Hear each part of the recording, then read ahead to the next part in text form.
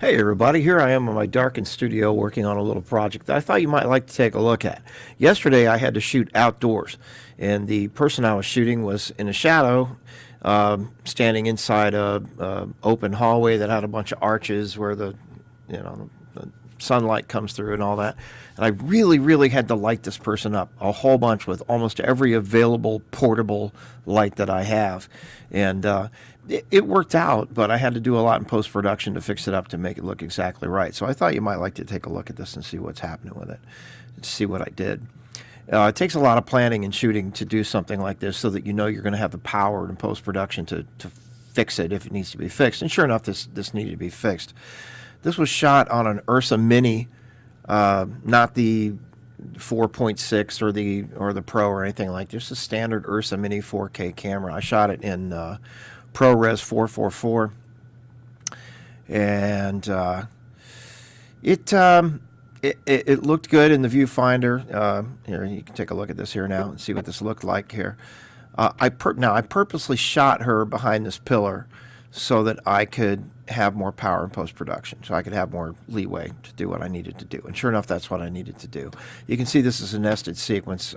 This is the original sequence. No, it isn't. Let me close that up. Let me open up the nested sequence here so you can see what I did here. I'm going to turn off this layer so you can see. And you know what? Let's go ahead and turn off all effects too, so that I can't do that right now. Let me close this up. There we go. Okay. Now my camera's in the way of this, so let's change that.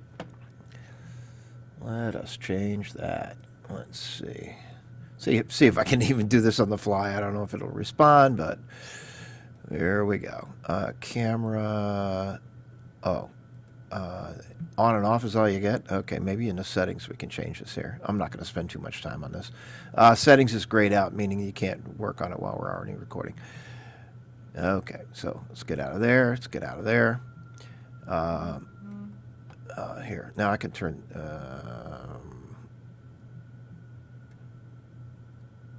there. Now I can turn all the effects off. Okay, so this is what the footage looked like when I got it from the camera. I shot it in cinema mode, film mode, added a ProRes, a BMC ProRes LUT to it, first of all, which is what you're seeing here, along with basic color correction. Not a lot I did there with that. Had to boost the saturation a bit and all that. Anyway, this is what I did to her. I masked her out using in the effects controls. Actually created a mask. You can see here,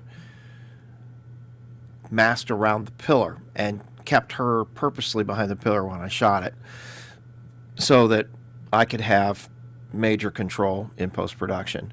So this is what it looks like when this is graded just for the outdoors, just for the scenery. And once I did that, this is what she looked like. Of course, I had to do her separately. So once I did her separately and did all the color correction on it, it ended up looking like this. Now you can see here that there was an extreme amount of white balance correction that had to be done here. It's almost all the way over to the blue. Exposure had to come up quite a bit.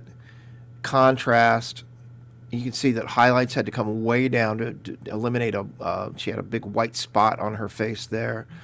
Had to lift the shadows considerably. So you see what happened there. Anyway, so it took me a while to get to this, and the whole white balancing thing with her, the trick was to, I'm just going to do a quick save here just in case. The trick was you watch the black of her dress, and it's either purple or green, and you're getting a balance in between that until you get it just where it appears to be black and not green and not magenta. I'm going to undo that to get back to where we were. it's it's all a crapshoot. You know, you work with it, you play with it, play with it until you like what you have. This mask that I put on was significantly feathered. You can see it was about 36. I worked with the expansion to get it to where it was just right. And when it all comes together, yep, that looks pretty believable. And when she's throwing her hands outside there, that's not when she's talking to the camera. That's in between. So when she's talking to the camera, when she's responding to questions, she's not throwing her arms out or anything like that. It worked out. It worked out beautifully. It worked out beautifully. I'm also, since this was shot in UHD, I'm also, and we're going to edit, we're going to be outputting a 1080p sequence, then I'm going to be able to push in on this up to 100%. If we look in the nested sequence here, I did some additional color grading. This is where I put the my favorite film LUT on there. I'm going to close up basic. We're going to go creative. The Kodak 5205 running about 40%. That's just my favorite film look. You know, your mileage may vary, but that's just what I like. And this ended up coming out looking really nice. Of course, except when she sticks her arm out the side and ruins the entire effect. But thankfully, when she was speaking during the filming, she did not do that. I asked her not to do that. I said, just keep your arms down and talk to the camera. So anyway, I appreciate your thoughts on this, what you think. It's interesting trying to shoot with multiple temperature lights. I had 3200 Kelvin and I had 5600, and you know, I was like, I just had to use every available light. Actually, off to her right here is like a flow light, the fluorescence. It's the Lowell version of that. I can't remember what they're called. I've had them for years, but I very rarely ever get them out anymore. But after I'd put up my tungsten lights, I had two 650 watt halogen floods, and also had a 300 watt. It's usually use it for a hair light, but I put it even closer to her and kind of right on her face, and it was tough. You can see the flow light here, how it's really lit up her arms and this side of her face, and she's got this is kind of dark here, this red spot here.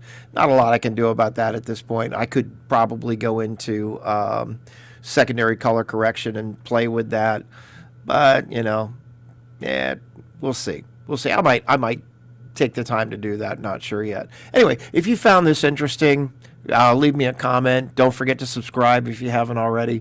I love doing these things where we just watch me work and see what I do, kind of thing, on a daily basis.